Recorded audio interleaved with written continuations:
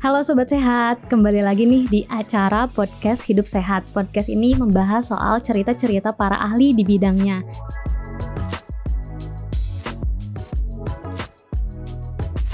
Nah, edisi lalu kan kita sempat ketemu sama dokter spesialis kesehatan tidur. Kali ini kita akan ngobrol bareng salah satu ilmuwan muda Indonesia, yaitu Henry Surendra, MPH, PhD, FRSPH. Nah, beliau adalah salah satu Master of Public Health Epidemiologi Indonesia. Selamat siang, Mas Henry. Selamat siang.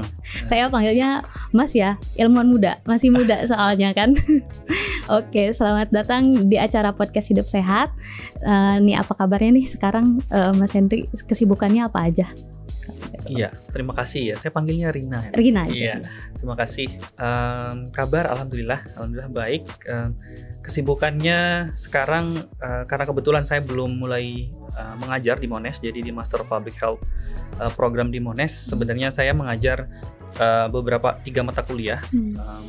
Introductory biostatistik, kemudian epidemiologi, dan juga terkait dengan epidemiologi dan pencegahan penyakit menular sebenarnya. Cuman saya saat ini belum mulai mengajar, baru di next term. Jadi saya memang sekarang lebih banyak kegiatannya di riset dan juga public engagement. Oke, nah mungkin sedikit nih kalau teman-teman belum tahu nih, Mas Henry ini Associate Professor di Monash University Indonesia, sekaligus peneliti ya di Oxford University Clinical Research Unit Indonesia. Kalau boleh diceritain sedikit mungkin penelitian yang lagi diikutin sekarang apa aja sih, Mas? Ya, terima kasih. Jadi kalau terkait riset yang berjalan, ada beberapa riset. Yang pertama misalnya masih terkait dengan COVID-19. Saya kebetulan saat ini juga memimpin riset untuk mengevaluasi efektivitas dari vaksin COVID-19, bekerja sama dengan Dinas Kesehatan DKI Jakarta. Itu terkait COVID, termasuk juga masih bekerja sama dengan rekan-rekan di KPCPEN untuk melihat cakupan vaksinasi COVID-19 di seluruh Indonesia seperti apa, dan kira-kira apa faktor yang berhubungan dengan misalnya rendahnya cakupan vaksinasi di suatu daerah dibandingkan daerah lain. Itu terkait dengan COVID-19. Kemudian fokus saya yang lain adalah malaria sebenarnya. Saat ini saya juga terlibat dalam penelitian malaria yang spesiesnya baru. Jadi di Indonesia? Ya, di Indonesia ya. Jadi malaria kan yang umum itu adalah yang ditularkan melalui gigitan nyamuk dari manusia yang satu yang sakit ke manusia yang sehat, kemudian terjadi infeksi. Nah, yang sedang kami lakukan ini adalah penelitian yang ditularkannya melalui kera ekor panjang, kemudian ditularkan ke manusia melalui gigitan nyamuk. Jadi zoonosis gitu. Zoonotic malaria ya. Nama proyeknya Zoomal. Zoonotic malaria. Iya, begitu. Luar biasa. Kita masih menunggu nih hasil-hasil penelitian selanjutnya, tapi saya pengen sedikit ngobrol dulu mungkin kenapa sih ngambil kesehatan masyarakat kalau misalkan dari Mas Henry sendiri sebagai Master of Public Health gitu sampai mencapai Fellow of Royal Society of Public Health itu. Biasanya pertanyaannya kenapa nggak kedokteran ya? Iya itu sebenarnya kelanjutannya. Kenapa nggak kedokteran gitu? Kenapa mimpi kesehatan semua masyarakat gitu? Semua mertua ya, semua calon mertua itu adalah kedokteran. Sebenarnya dulu saya termasuk orang yang tidak suka sekolah. Saya dulu IPA, memang SMA-nya IPA. Saya agak tertarik sebenarnya dengan kimia aslinya. Jadi saya sempat daftar justru dulu di zaman saya PMDK ya istilahnya. PMDK ya. Jadi saya daftar beberapa dengan interest utama adalah sebenarnya kimia. Jadi kimia farmasi.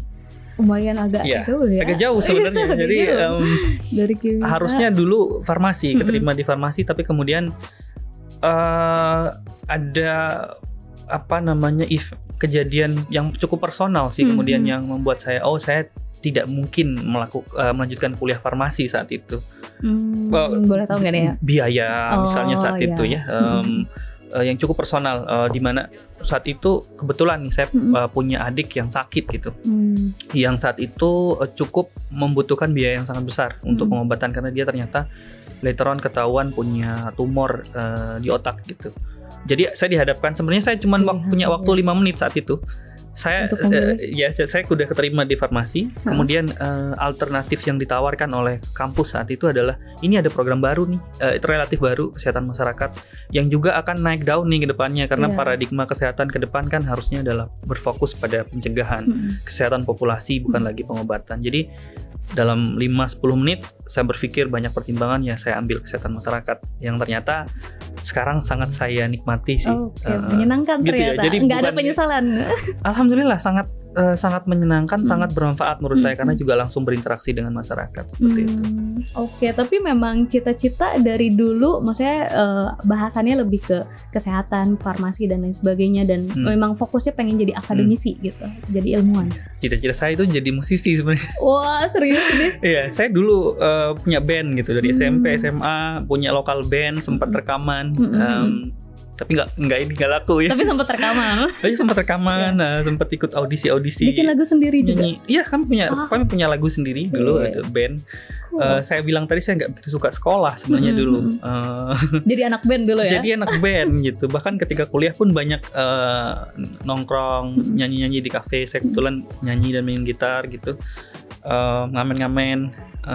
Jadi sebenarnya tujuan hidupnya itu, ya itulah lucunya hidup itu, apa yang kita cita-cita kan kadang-kadang itu bukan yang terbaik kayaknya ya. Mungkin, tiba-tiba saya karena sebenarnya kan ada hal-hal di luar cita-cita yang membuat saya pribadi memutuskan untuk saya pilih kesehatan masyarakat, dan setelah saya kecemplung di sana, I have to love it. Saya harus mencintai ini. Saya harus sukses dengan pilihan saya gitu.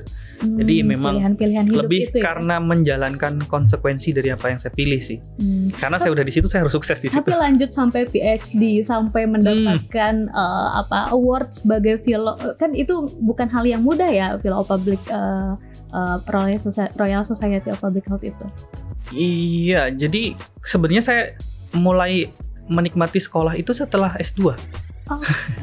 Jadi S1 nggak terlalu. S1 saya bilang tadi saya lebih sering, nggak tahu nih, nanti mungkin bisa di cut kalau tidak ini. Saya lebih sering justru di rumah sewa PS sama teman-teman main PS gitu. Tapi saya enjoy sekali ketika di S2. Saya baru merasakan ternyata kekritisan saya yang ketika S1 tidak terakomodir, karena saya agak kritis ketika S1, misalnya ketika saya ketemu dengan dosen yang menjelaskan sesuatu yang menurut saya di luar konteks atau agak sedikit keliru, maka saya akan bilang itu tidak keliru sesuai dengan ini. Dan ternyata itu bukan sesuatu yang umum di dunia. Saya kurang tahu di saat saya dulu di dunia perkuliahan S1 itu bukan sesuatu yang umum, karena mungkin ekspektasinya kita datang ke kampus, diam, ya terima aja lah apa yang dibilang sama dosen. Ternyata itu membuat saya juga kurang senang ketika kuliah sebenarnya. Baru setelah S2 di mana model kuliah itu lebih ke fasilitasi ya dari dosen. Jadi kita diskusi bebas mengekspresikan pendapat kita, pandangan kita, pengalaman kita. Jadi itu justru saya mulai addicted dengan sekolah itu setelah S2 sebenarnya. Jadi saya merasa enak ya sekolah ya gitu, makanya saya sekolah sampai S3 dan seterusnya. Dari pilihan yang tidak disangka-sangka tapi konsekuen dan menikmati akhirnya ya. Tapi kan lanjutnya kalau nggak salah melanjutkan studi Doctor of Philosophy in Infectious and Tropical Disease ya. Nah, kenapa ngambilnya di penyakit tropis gitu? Oke, melihat kondisi Indonesia kah atau seperti apa? Alasan ideal dan alasan personal mungkin ya.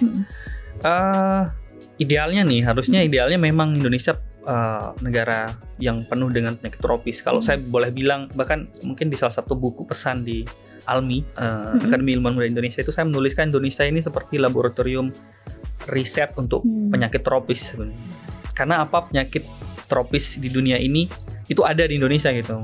Kita mau pelajari malaria, demam berdarah, kecacingan, filariasis, banyak sekali. Itu jawaban idealnya mungkin adalah tentunya kita ingin meningkatkan kualitas kesehatan masyarakat ya dengan cara mempelajari dan kemudian membantu pemerintah mencari cara bagaimana nih menanggulangi penyakit tropis di Indonesia. Tapi jawaban secara personal memang karena kebetulan pekerjaan pertama saya adalah di 2013 itu adalah memang sebagai peneliti di pusat kedokteran tropis ya dulu sebelumnya. Okay. Jadi di kalau boleh sebut di Universitas Gadjah Mada sebelumnya saya bekerja di situ. Di mana di sana memang saya banyak bekerja di penyakit tropis, penelitian penyakit tropis antara lain TBC, kemudian juga malaria, kemudian penyakit-penyakit ya tadi yang saya sebutkan seperti kecacingan dan sebagainya. Jadi sekolah S3 itu merupakan lanjutan dari sebenarnya lagi-lagi being consistent. Jadi saya mencoba konsisten dengan apa yang saya kerjakan, dan ketika saya berniat S3 saya memang sudah secara strategis memilih project atau riset yang saya kerjakan ketika saya belum sekolah itu. Jadi saya memilih bekerja untuk riset-riset yang strategis, yang kolaboratornya adalah dari luar negeri, misalnya saat itu dari Belgia, kemudian dari Australia, supaya ini adalah building block saya untuk bisa S3 gitu. Jadi saya memang cukup strategis memikirkannya saat itu. Memang begitu saya lulus S2, saya bekerja, saya bilang saya mau S3. Bahkan saya sampaikan ke ibu saya. Jadi saya aslinya dari Lombok nih aslinya. Dari Lombok, kuliah kemudian di Jogja. Saya diminta pulang setelah selesai S2 oleh ibu. Lalu saya bilang, kasih saya maksimal ya 2-3 tahun lah setelah saya lulus S2. Kalau saya tidak bisa dapat beasiswa, saya pulang. Ternyata ya itu qadarullah ya, alhamdulillahnya dapat tuh di 2014 gitu. Oh, itu malah setahun ya dari 2013 ya. Dapat ya sudah, akhirnya sekolah lanjut gitu.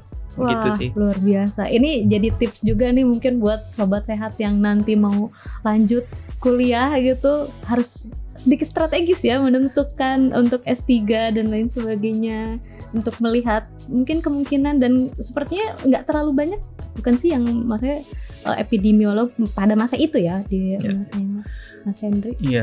Iya benar, harus strategis sih. Kalau menurut saya bukan sedikit strategis, tapi harus strategis ya. Mulai dari persiapan kemampuan tentu kemampuan individu, jejaring dan sebagainya, scholarship dan sebagainya. Tadi kaitannya dengan kebutuhan epidemiolog di Indonesia ya. Memang pada saat itu salah satu yang saya tulis ketika saya mendaftar beasiswa S3 adalah memang saya mengangkat saat itu bagaimana sebenarnya kebutuhan epidemiolog saat itu. Kita mengalami defisit epidemiolog, jadi sangat kurang saat itu. Ekspektasinya kan di semua dinas, kita punya 514 kabupaten kota seharusnya di setiap dinas kesehatan kabupaten itu memiliki epidemiolog. Dan sekarang bahkan di puskesmas, level puskesmas itu seharusnya ada epidemiolognya. Tidak harus sampai S3 ya, tapi maksudnya bisa S1 saja, kemudian dia terlatih memang di bidang epidemiologi gitu. Jadi memang belum banyak saat itu, dan epidemiolog yang di penyakit tropis lebih spesifik lagi, saya S3-nya adalah malaria, memang belum banyak sih saat itu. Makanya saya kemudian sekolah di situ. Dan malaria kan masih sampai sekarang kan masih terus kasusnya masih terus ada gitu kan. Masih ada di Indonesia. Walaupun kita rencana nanti ada bebas malaria 2030 kalau nggak salah kan ya. Iya, betul sekali. Oke, tapi sebelum bahas soal itu mungkin lanjut sebenarnya dari malaria ini sebenarnya yang jadi pilihan ke malaria, dan apakah ada tokoh tertentu, mungkin sosok tertentu yang memang membantu Mas Hendry untuk ini nih memang ini jalur saya, ini saya akan menjalur malaria. Dulu saya cukup mungkin pragmatis bisa dibilang, atau oportunistik, enggak juga, pragmatis mungkin ya. Karena dulu saya bekerja di bidang epidemiologi HIV, saya riset HIV, TB, kemudian juga tadi penyakit-penyakit terabaikan seperti kecacingan dan malaria. Saya coba itu. Saya hampir kuliah S3 di Australia dengan profesor yang epidemiologi, yang ahli di epidemiologi HIV sebenarnya. Namun kemudian tidak kejadian. Saya juga approach yang ahli penyakit menular terabaikan tadi, yang kecacingan dan sebagainya di Belanda, tapi kemudian tidak jadi. Kenapa kemudian menjadi malaria? Betul, saya konsultasi dengan banyak senior saya di kantor saat itu. Kemudian saya bertemu dengan sosok yang sangat saya kagumi sih sebenarnya. Beliau sudah meninggal, almarhum. Beliau juga adalah profesor parasitologi yang spesifik menekuni bidang malaria di Indonesia. Jadi saat itu memang saya membantu beliau untuk menganalisa data beliau, data terkait penelitian malaria. Jadi begitu, yang saat itu bekerja sama dengan London School of Hygiene and Tropical Medicine di UK. Salah satu sampai sekarang yang merupakan universitas terbaik dunia untuk penyakit tropis dan nomor 2 untuk public health di dunia. Nah, dari situ keterlibatan saya di malaria, kemudian beliau yang memang kemudian memberikan masukan kenapa tidak coba malaria. Saya lihat Mas Hendri punya potensi di sini, mungkin saya bisa koneksikan, berdiskusi dengan kolaborator saya terkait penelitian yang mungkin bisa menjadi PhD gitu. Jadi dari situ sih, karena saat itu saya yang penting itu adalah ranahnya epidemiologi dan itu penyakit menular. Saya akan ambil karena skill set yang ingin saya pelajari sebenarnya lebih kepada bagaimana mendesain penelitian epidemiologi penyakit menular yang baik, mengeksekusinya sampai dengan bisa publikasi di jurnal ternama misalnya seperti itu. Jadi begitu. Tapi keluarga memang latarnya akademisi semua? Dari keluarga bapak, hanya bapak saya yang kemudian sekolah sampai kuliah. Beliau almarhum bapak itu adalah guru PNS, guru bahasa Indonesia. Jadi ahli sastra gitu ya. Puitis gitu. Saya juga kadang-kadang puitis. Kemudian dari ibu tidak ada. Ibu saya itu bahkan hanya lulusan SD. Jadi ibu saya dulu selesai SD, ya zaman dulu kan perempuan kamu nggak usah sekolah tinggi-tinggi lah. Selesai SD cukup bantuin bapak di karena kakek saya dulu petani ya, jadi di sawah gitu. Sementara bapak saya satu-satunya yang kemudian menjadi guru dan PNS di keluarganya. Jadi saya tidak terlahir dari keluarga akademisi, tapi memang almarhum bapak saya memang lumayan untuk ukuran orang kampung di Lombok dan tidak punya orang tuanya hidup serabutan, itu termasuk bright sih menurut saya.